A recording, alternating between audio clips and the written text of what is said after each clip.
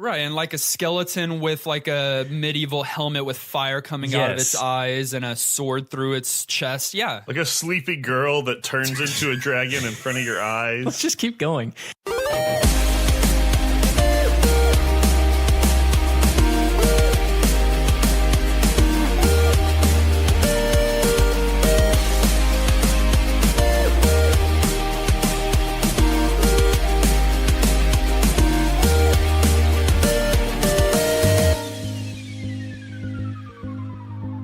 Welcome to New Game Plus. You're listening to a retro gaming podcast where three guys spend 7 days playing one old game, and then we talk about it. My name's Dustin. My name's Kenny. Whoa! That's You forgot Nolan. that. Yeah, you're actually supposed to say your name there. What? Yeah. So, I think you got it confused thinking that we were making noises there. Yeah, I thought y'all's noises were a little weird. I'm not sure we've done this enough times yet for him to know how it works. I'm Dustin, that was Kenny, and the noise was Nolan, and this is episode 167. And last week, a new Netflix original series released based on a popular media franchise from the mid-'80s to early '90s. It at least started as video games, but it spanned a whole bunch of different things by the end of its run.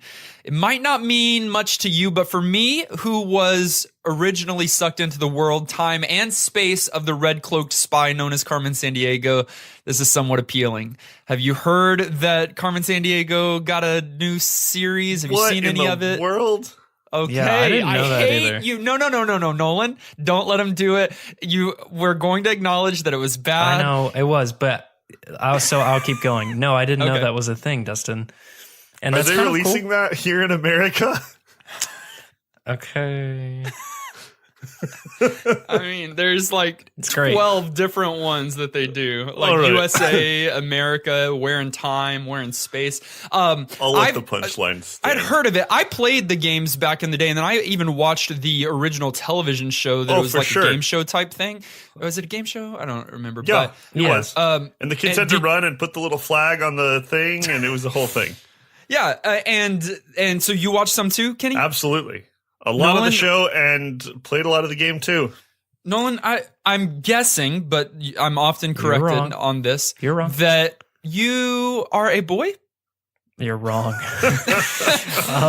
I watched the show, believe it or not, Really? but I didn't play the games. But None I of the did watch games. the game show. Yeah. See, I still have super fond memories of the games. I cannot wait until we play one of the early games. I think Where in Time is the one that I played most. But this show, the animation seems really cool. It seems like a very like kiddie show, which is okay, right? Sure, yeah. You're trying to teach history, and it was kiddish in the first place. Does it follow format like of the old one? Is it like game show no, or is it no. like... No. It's an animated show, and the Okay. main character, the protagonist, is Carmen Sandiego. Really?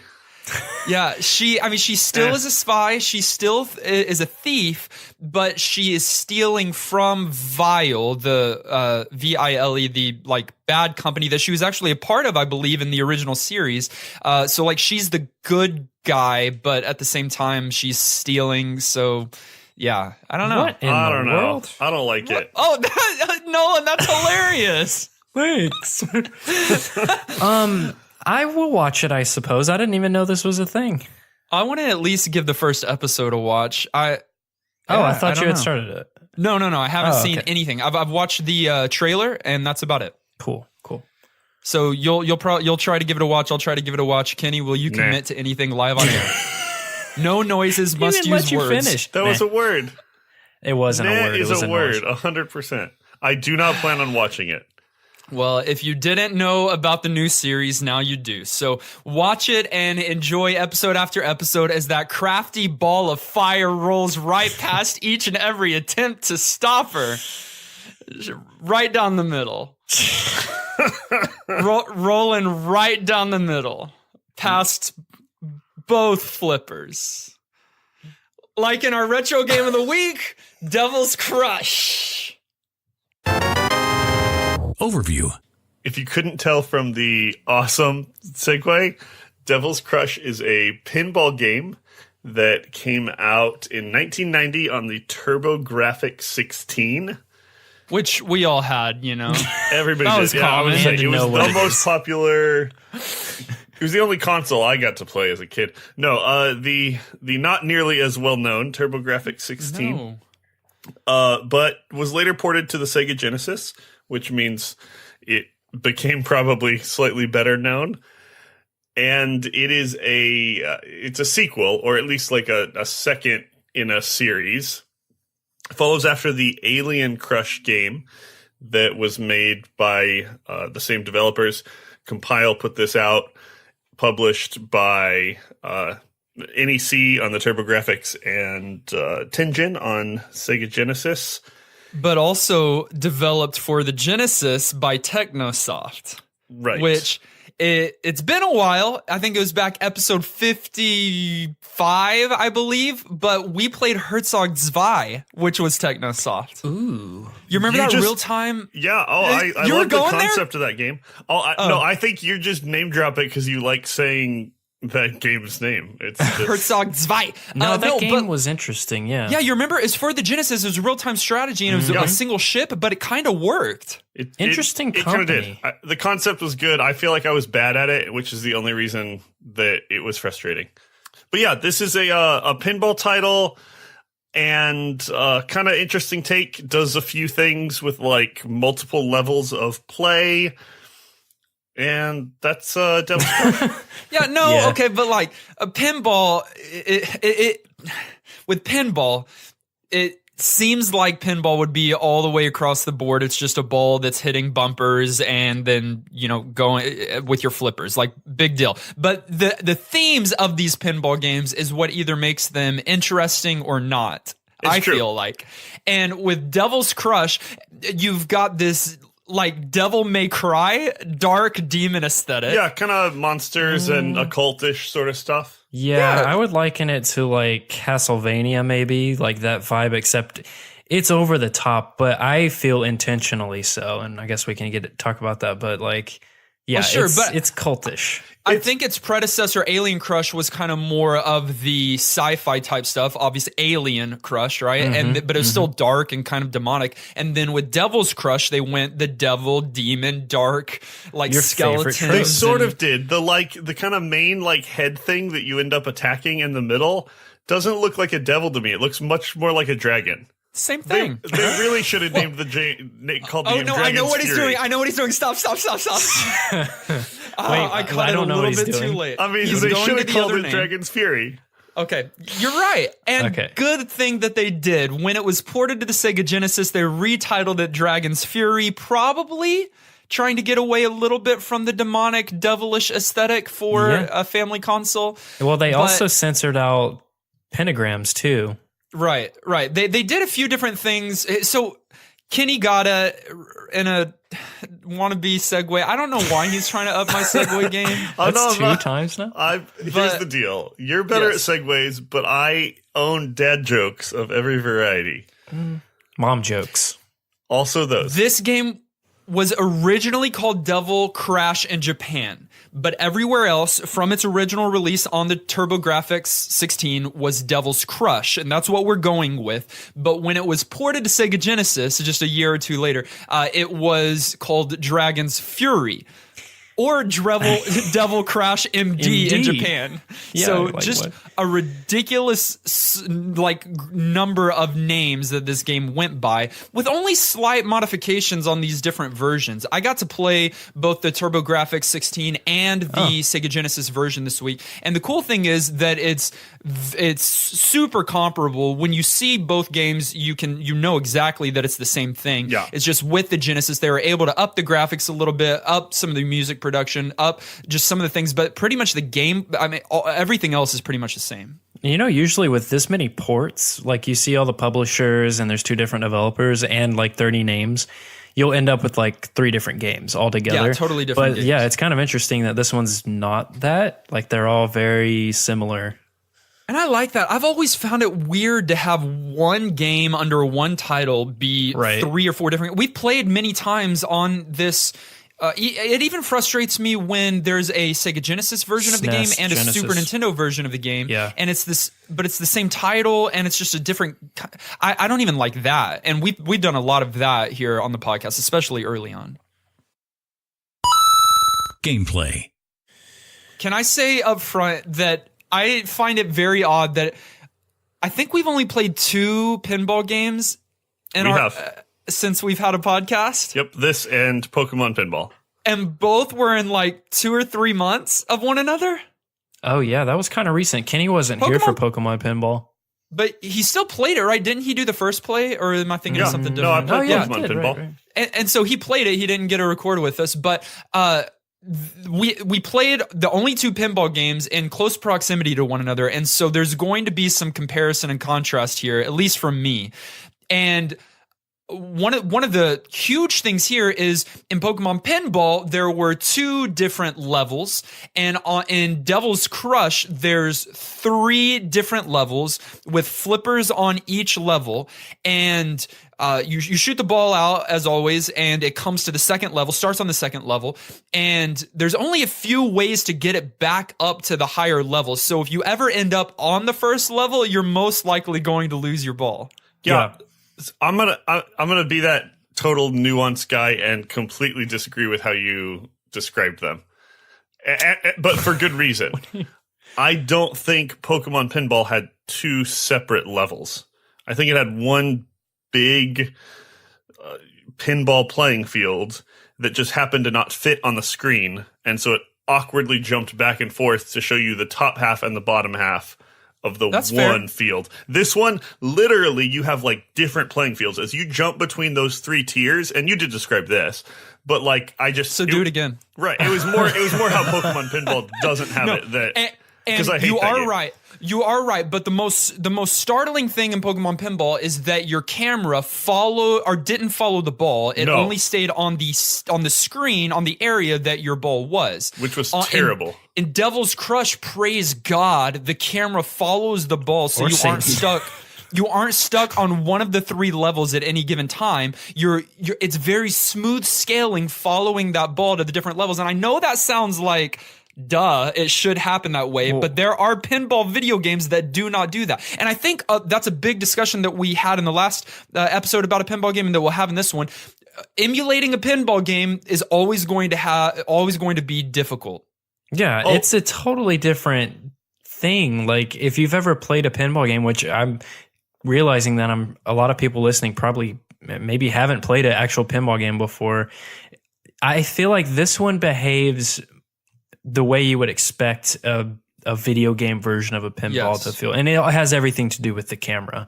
And it's something that I didn't think of. But yeah, when we played Pokemon, I was like, okay, this is not even pinball anymore. Like, I don't know what's going on. And it's a huge deal. I don't know if you guys remember me saying it because I didn't record the episode with you, but I shared some thoughts afterwards. I don't think I said that I don't think pinball can probably ever work. What I said was I don't think any pinball game that jumps between 2 screens and doesn't have the entire field on one screen could ever work. I believed that after how bad the other game was. And Devil's Crush totally changed my opinion of whether that can happen or not. Yeah. Yeah. So again, it's set up in 3 different levels, but it's one pinball board. I don't know if that's the terminology there, but they in Pokemon Pinball and in some other video game pinball games, you've got a few different kinds of boards to play. A few different tables. I think that might be a more appropriate description.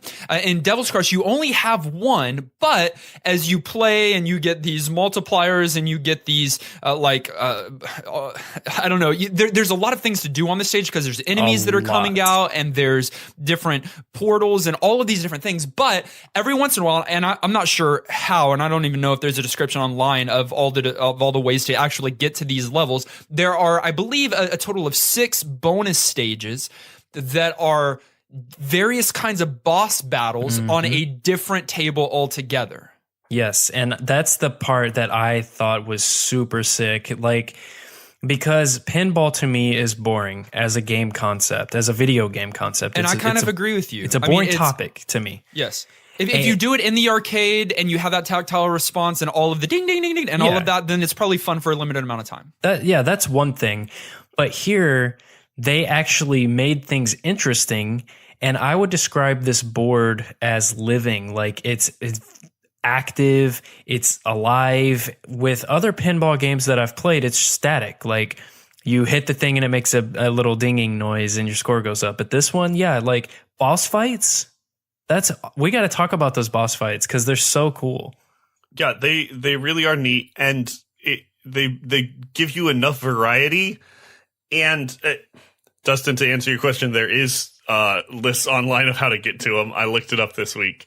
But like, they not only give you a bunch of boss fights, but they give you a couple of different ways in most of the cases to get to those fights. So if you're somewhat successful at the game, if you're playing long enough to have not felt like a complete failure, you're probably going to get to at least one or two of these bonus stages at some point, on purpose or not. And it adds a lot of, I don't know, it adds more depth that you have something else to hunt for. You have something else to look at. It gives them a chance to play some different music, all the things, and for your playstyle to kind of not be as monotonous as sometimes pinball games can be. Well, and then also the way that those fights are working, like it's kind of hard to imagine how a boss fight on a pinball game would work, but you're damaging the boss with the ball, and his minions or his shields or something like that. Right. But then it's like, okay, well, how's that different? How's that a boss fight? Because you don't have health. Like, you know what I mean? When you fight a boss, you're usually a character with health. Well, he's trying to knock the ball into the hole. Right. And so you have one health. You have one hit point. Right. It's ball going through flippers. Yeah. Which adds like pressure to it, and like those boss fights are really stressful for me. But I thought the designs of each one, like each one was unique. Each had a unique, and it was beautiful or eerie or like danger. And the bosses themselves all operated differently. Right, like had different phases. One is a multi-headed dragon that's spewing fire at you, and so if your ball hits the fire, it reacts and like shoots it back down, hopefully towards that middle hole. But then you've got another one that's these three different like skeleton heads, and then another one altogether is just a slew of enemies that come out at you. That one was cool, yeah. And then one is like this Final Fantasy last boss type creature, this epic like angel demon-esque type thing. And I don't know, all of them you do the same thing, right? You hit them with the ball, but the way that it presents it to you is so varied. I want to say, you say you just hit them with the ball, but it's totally different. In some, you have to like strategically take out a number of like small minions first before you can even kill the boss. In some, you're only clearing out waves of small minions, but at like on certain places in the board. And the fact that they were able to do a pinball game and have elements of it that I will say actually took some, I'll even call it strategy, some like critical thinking as to what was going on, not just like hit it, don't die, was super, super cool to me.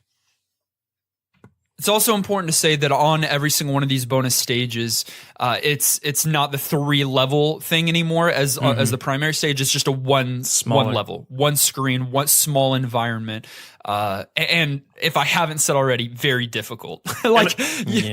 Often I would get 2 hits before the enemy would send the ball right down the middle, and I'd go back to the main stage. I also think we should point out, just in terms of gameplay, we've talked about some of the unique things about this game, multi-levels, although even that sort of is a real thing in actual pinball.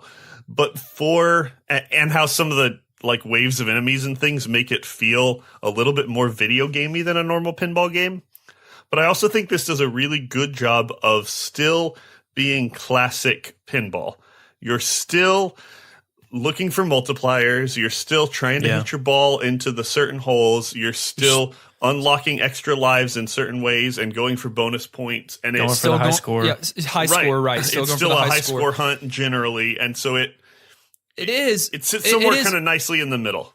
But it is pinball in that regard. But Nolan, how you said that it was a living pinball game, or like, I think that's a very good description, because on the main stage, there are waves of enemies at certain levels. There are there's the iconic, and Kenny, you kind of mentioned this earlier as you're just simply using it for an excuse to make a bad segue or Absolutely, kind of like something like that. But there is this iconic woman's head in the middle of the board on the second level, and at first she's this beautiful woman that's asleep actually, and as you hit it over time, she wakes up and slowly transforms into this grotesque beast, demon beast or dragon beast if you're playing the Sega Genesis version. And that is so iconic. I feel like I didn't even know the game before coming into it this week, but I will always be able to, if I ever see that image, I will always know what it's connected to now because it's so unique.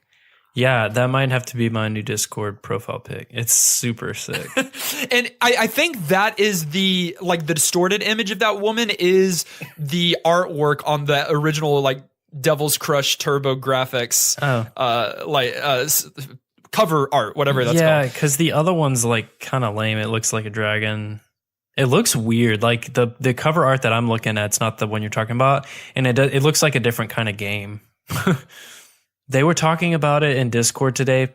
Well, I guess it was the other day, but they were saying that in episodes like this or games like this, we should bring our high scores to the episode. And I didn't tell you guys, but I have mine. I don't know if you guys remember. I can make something up. No, wait, I took a screenshot of my highest. I can pull that up. Okay, do that. What's yours? Mine, I mean, it's low because honestly, I wasn't that great at this game, but it was 6,324,000. 6 million? Yeah. Well, that's way higher than anything I got. Yours was in the millions? Yeah, 2. Oh. I got 2.5 million. I'm not good at this. I'm not. I didn't feel like I was good at this game, but I didn't pay attention to where scores were, other than I made it onto the top of the top 5, but that's easy. Yeah, that's just at the system. million mark. Yeah, it's silly. And so I think I probably lived somewhere in between you guys because I did not feel good at this game. You're probably low. Probably lower than mine, but I probably didn't even break 100 point. Freaking Papa Emeritus 3 in Discord has 100 or has 15 million. 15 million? Oh, 15.6 million. You can beat this game. I don't know if you guys saw any of that online, but you can max out the points, which is kind of winning the game. Wait. It stops and there's an in-screen animation million. If you get to the billion point mark. Yeah. Okay, wait. So that's how you beat the game? It's not by beating the 6 bonus stages? No, that's beating the game. I think Kenny's saying you get an extra thing if you you're not getting an in-game screen until at least on the TurboGrafx version. I mean, I clearly didn't beat it. This was just researching other people play. So, but my understanding is not you beat the 6 things and you get an in-game screen. It's you can beat the 6 things and then beat them over and over again and rack up your score. You got to play for probably 45 minutes to an hour straight, hit that billion point mark if you want to get in screen, at least in one version. My understanding, and I didn't look at this, but from just having read something, my understanding is in the Genesis version, if you get to actually quote beat the game, it then gives you an additional boss level of some kind at the end, which would be really cool if that's the case.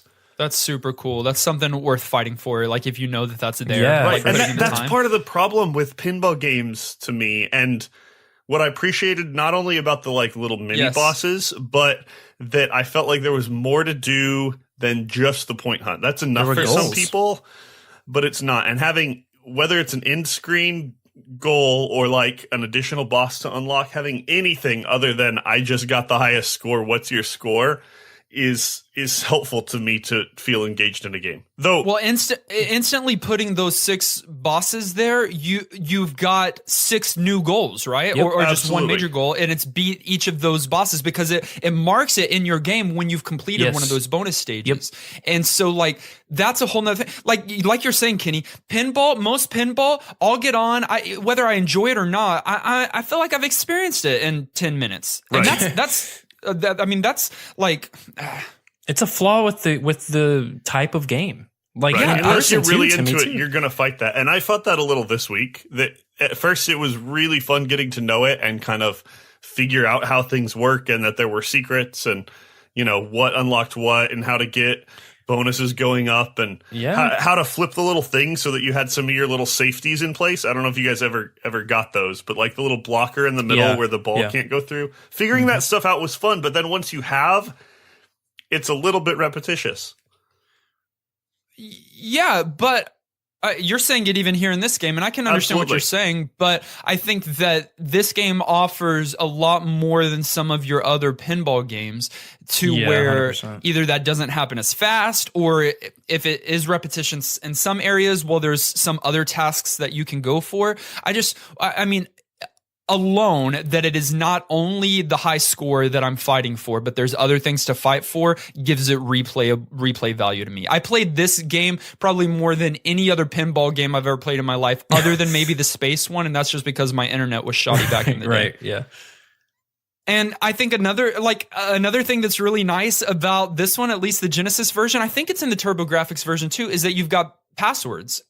And if you're ever struggling, then you got cheat codes, and those will help you either advance stages or get extra balls.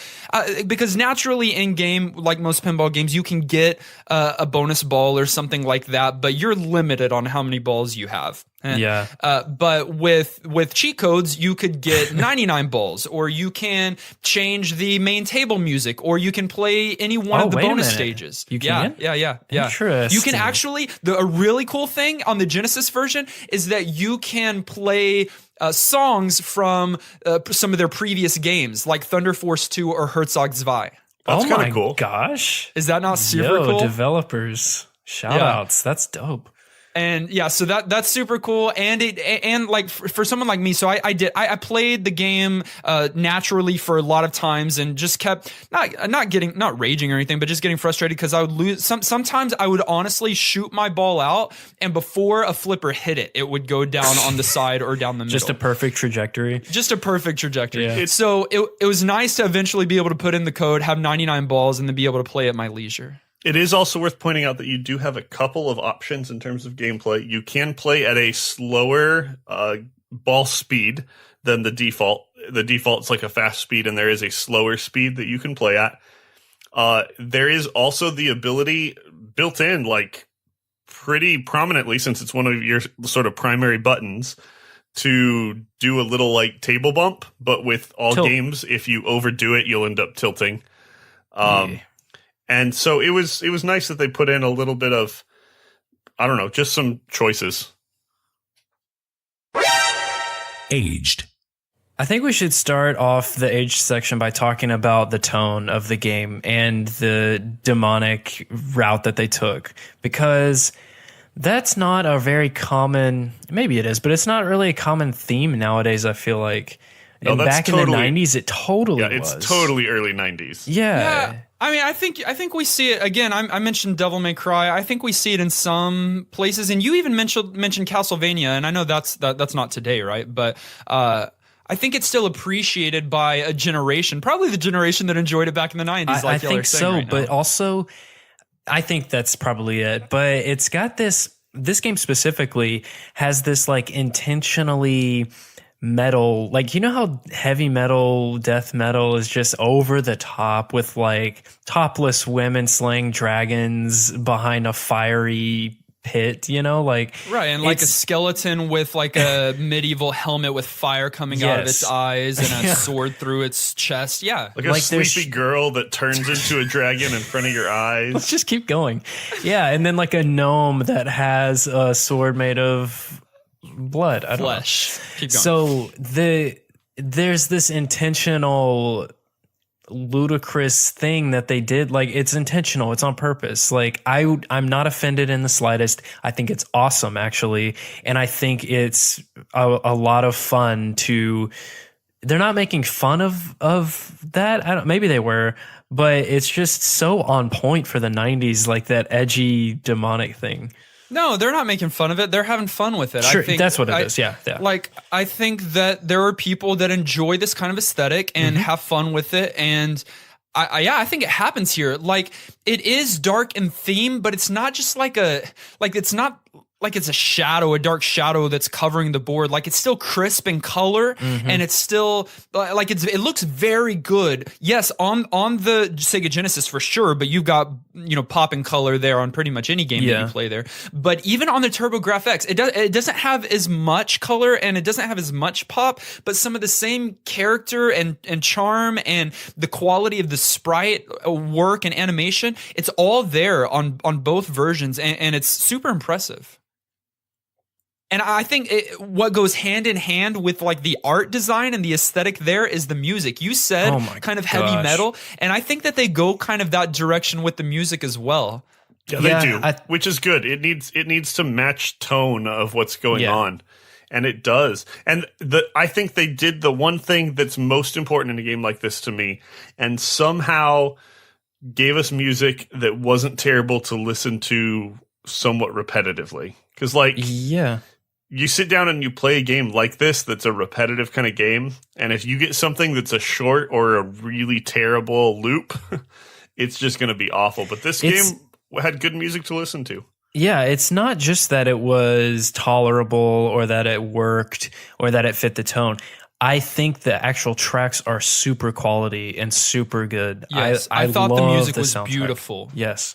Like it really was, and it was so engaging and so on point for the aesthetic, the artful, like what we've already talked about and what it looks like. They were able to accomplish that along with keeping the energy up and connecting that it's a pinball game. Like they do that, and then they've even got some of those voice, not animations, but they've got those little voiceovers too. When there's this character, I'm just thinking on the main board in the top left, if you hit him over and over again, he says something, I don't know. But you've got these few different voice commands too that are very old school video gamey, like very crunchy in the audio there. But again, super on par with what they're trying to portray here. Crunchy's a really good word.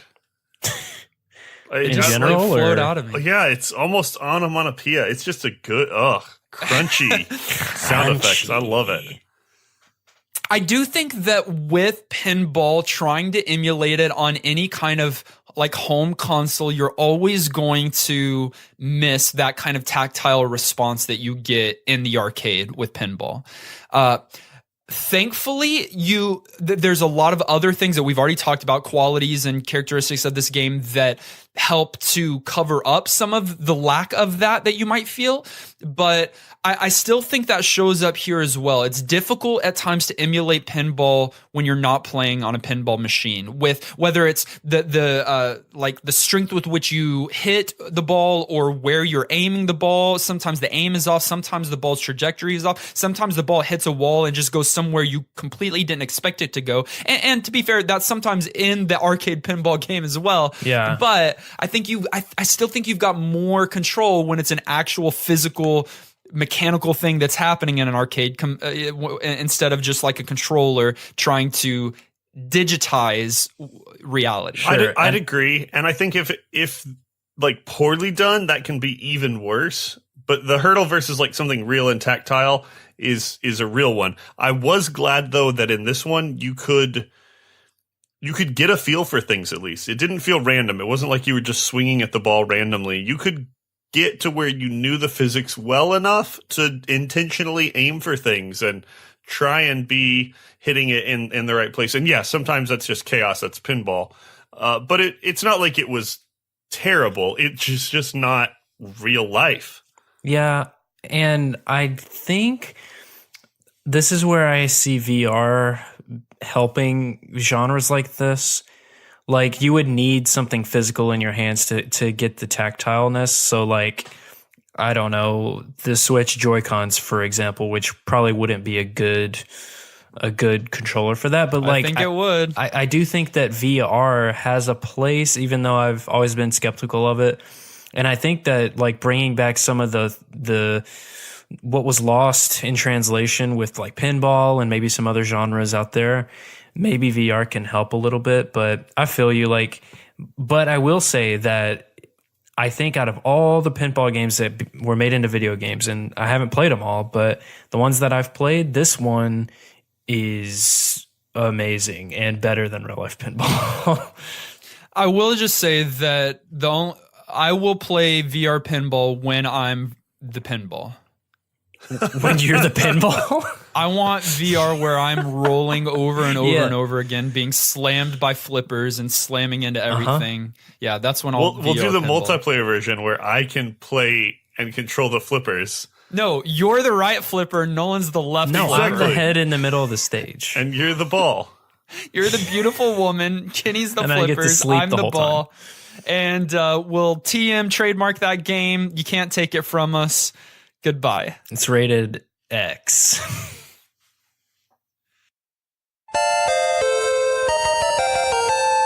Final thoughts. At the end of each and every one of our episodes, we determine whether or not this game gets our vote for New Game Plus status, which is our general thumbs up or thumbs down. Requires 2/3 of the votes to swing one way or another. I'll begin this week by saying Devil's Crush / Devil Crash / Dragon's Fury / Devil Crash MD, medical Well doctor, summed up.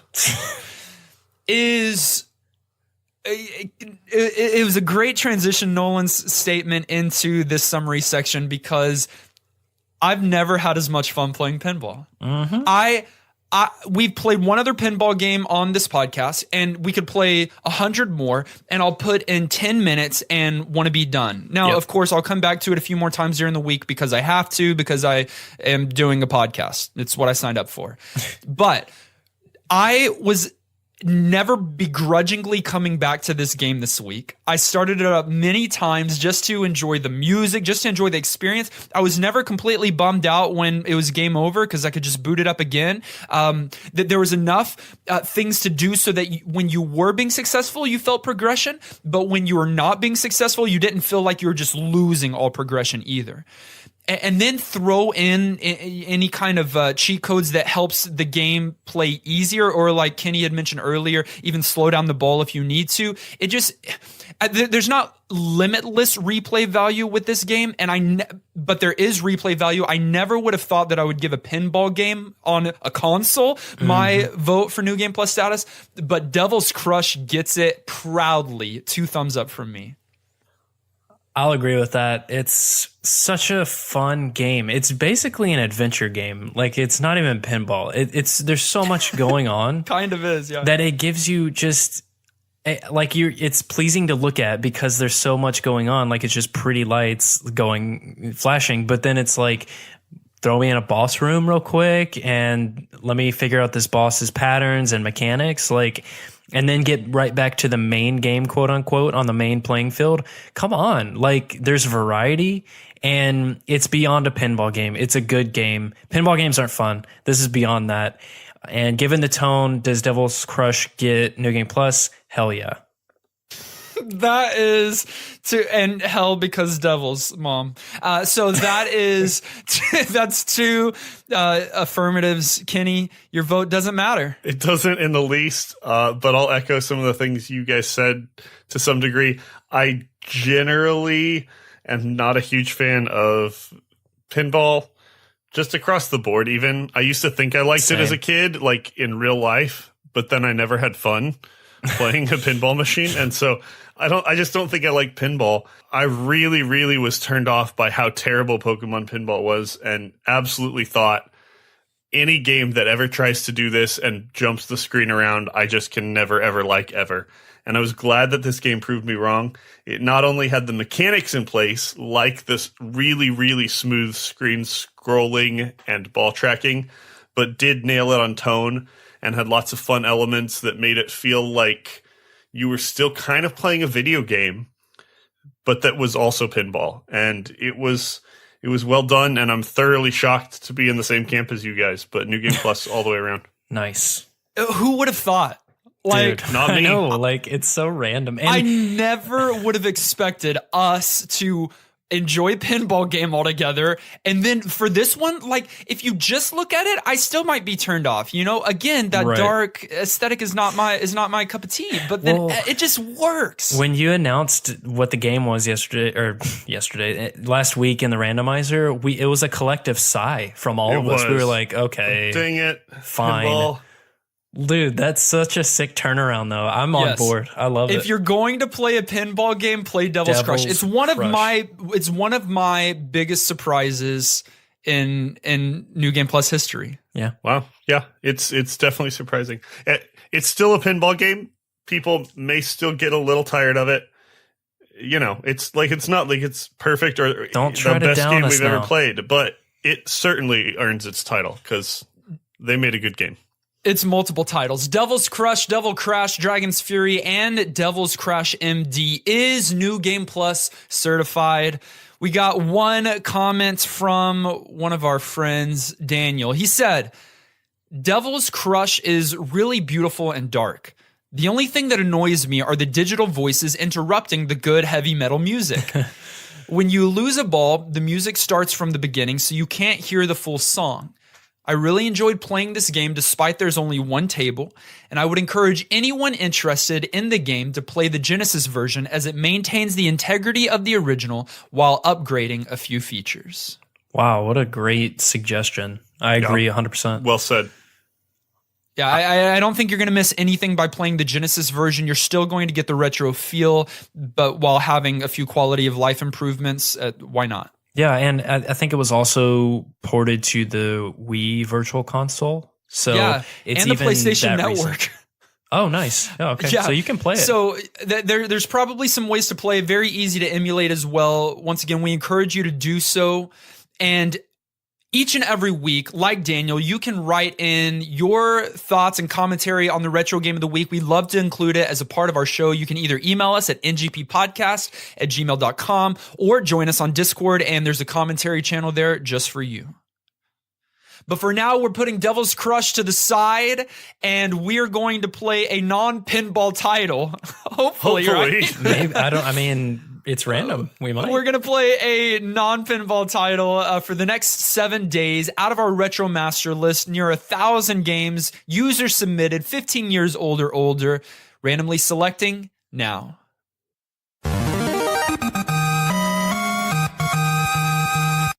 Come with me to the year 1987, young lads. I'm scared already. Oh, and I'm no. We're going to coming. be playing a Nintendo Entertainment System video game.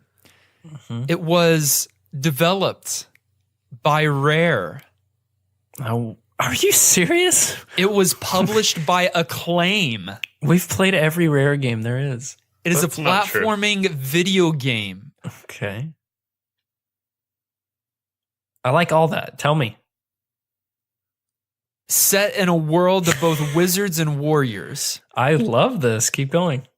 Okay, we're going to be playing Wizards and Warriors.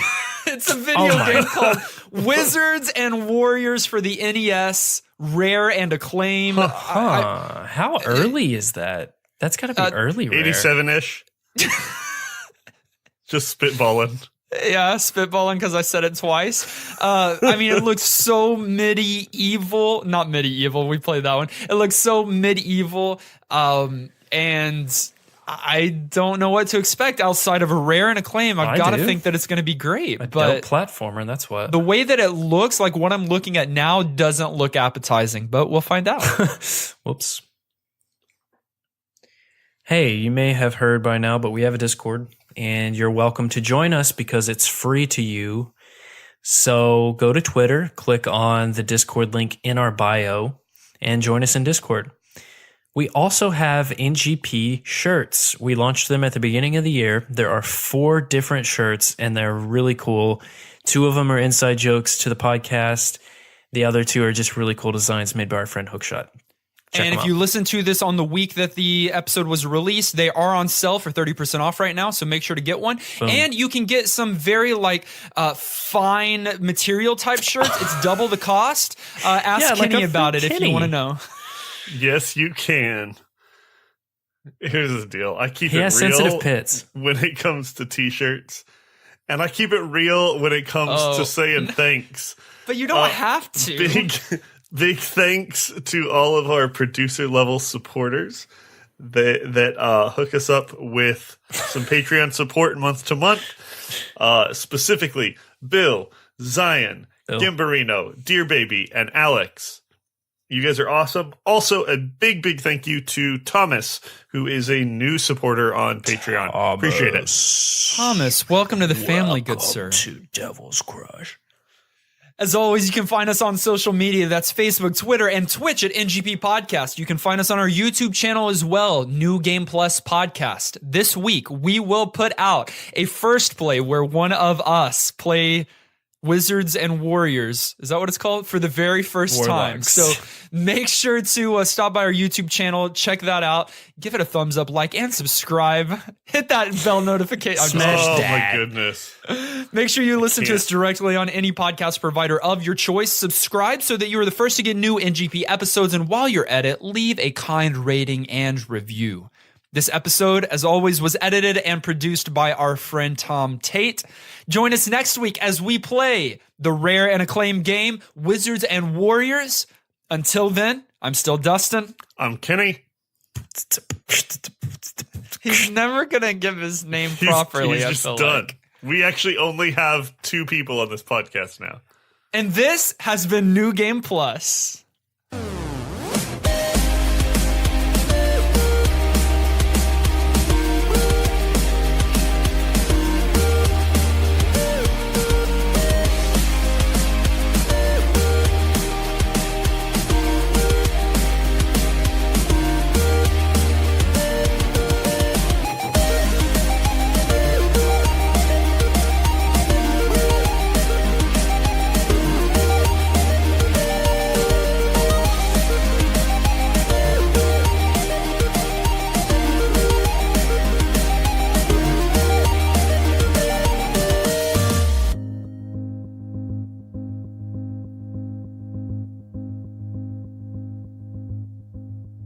He's got sensitive nips. All right. Are we ready? I want that to be the big intro. Just, he's got sensitive nips. Yeah, nothing else. Just and that. then no context. That would make no sense.